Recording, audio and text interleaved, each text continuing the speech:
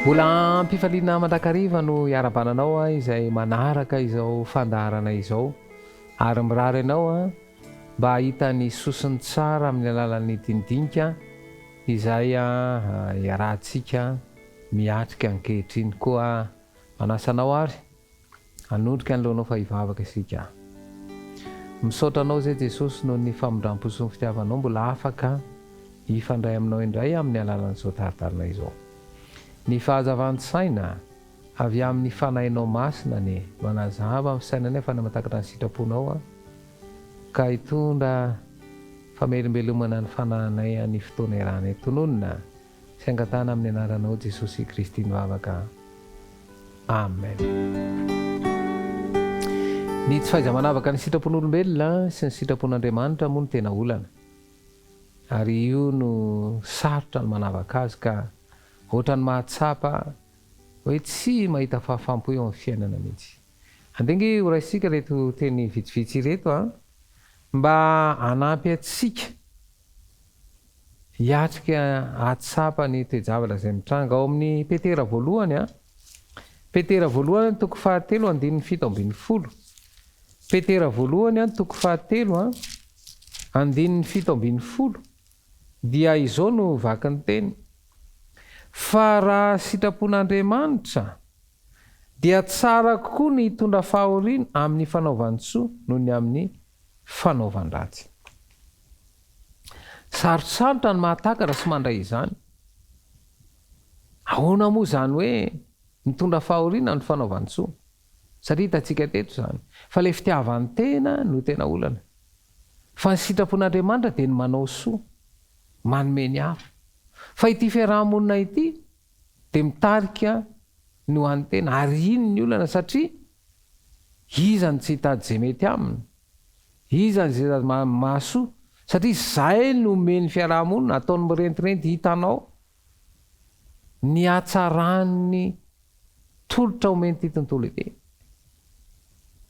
Ary eto izany dia misy fahoriana anankiroa.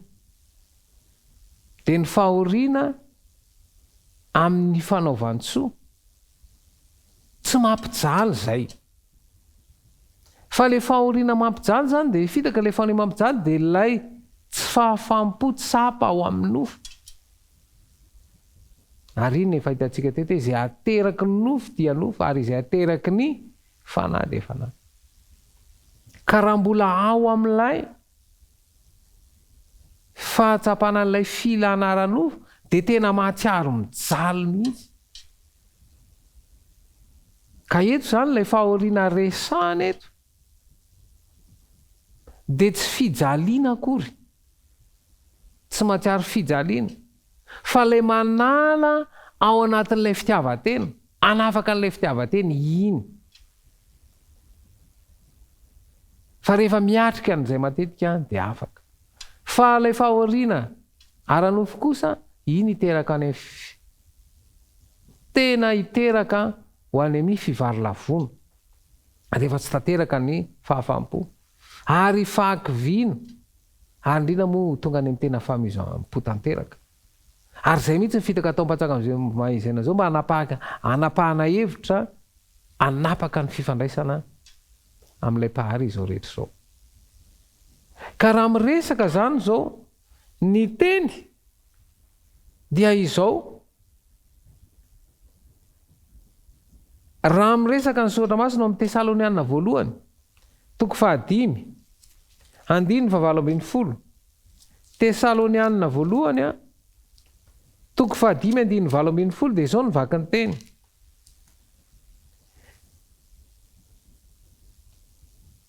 misaora amin'ny zavatra rehetra fa izany ny sitrapon'Andriamanitra ao amin'ny Kristy Jesosy ho anareo.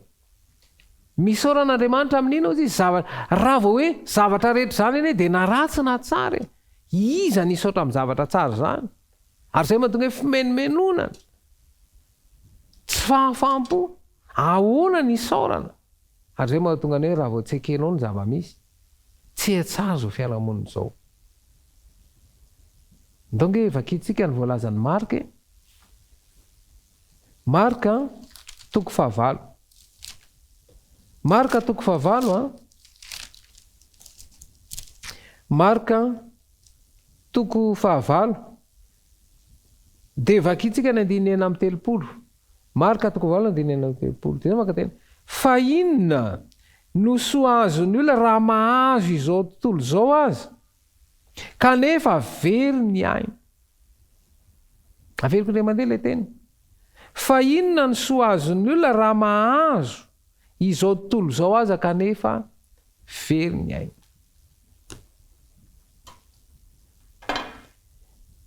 ny soa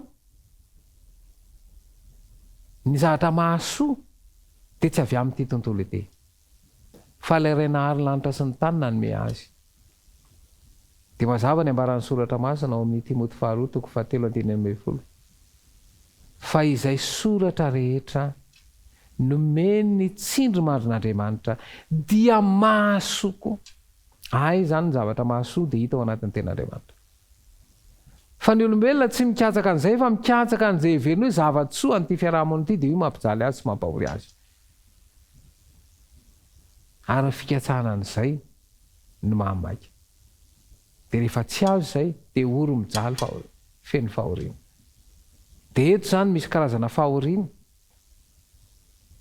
izay fahoriana anankiray ambolavolanao ho any amin'le fiainana mandrakizay fa misy fahoriana anankiray indray izay amery ny olona tanteraka raha tsy mitandrina izy ka zava-misy zany io fahoriana io tsy fijaliana zany io fa fahoriana anafaka ao amin'ny fiheveran-diso anafaka ao amin'ilay filan-dratsy fa le fahoriana miteraka fijaliana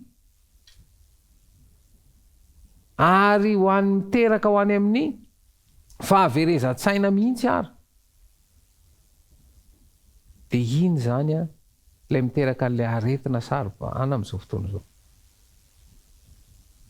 ko ny soratra masina de mazava ary mitarika rehefa dinianao lalina io soratra masina io dia tsapa isokatra ny masom-panahy dia hanomboka hafantatra ny sitrapon'Andriamanitra ka raha hoe misaora amin'ny zavatra rehetra de izao na zavatra tsy mifanaraka amin'ny sitraponao ary de isaory satria misy zavatra hiala ao anatiny misy fiheveran-diso hiala ao de isaory mibary mazava ny ambaran'ny soratra masina ka raha ny soratra masina no ekena sy hibaiko ary hitaridalana sy hitaiza de ho afaka tanteraka ao anatin'ny fiheveran-diso de ndao mbola ho amafisiny zay ao amin'ny Petera voalohany toko 4:7 Petera voalohany toko 4:7 de zao no vakiny tena koa aminy izay mitondra fahoriana araka ny sitrapon'Andriamanitra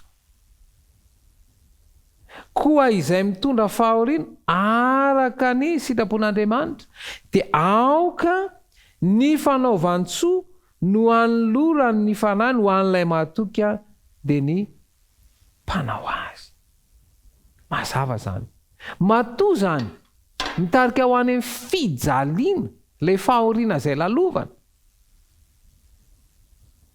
de zao lay nofo zay le filana ranofo no miteraka fijaliana sy ny fijaliana eto mantsy misy mahasamihafa azy kely le fahoriana sy fijaliana le fahoriana zany raha iverenantsika le teny fa any amparany any de isy andro mahaory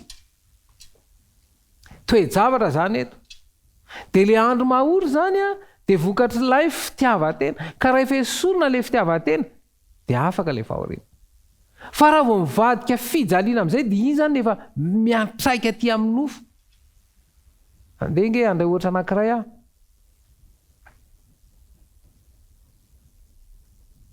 misy olona anankiray loka ny nifiny fa tsy mbola mitaraina marary nify izy fa efa loka le izy de tsy mbola manino izy tsy mbola marary ny nify fa rehefa ninana zavatra mamy izy tonga de tena tsy zaka de zay zany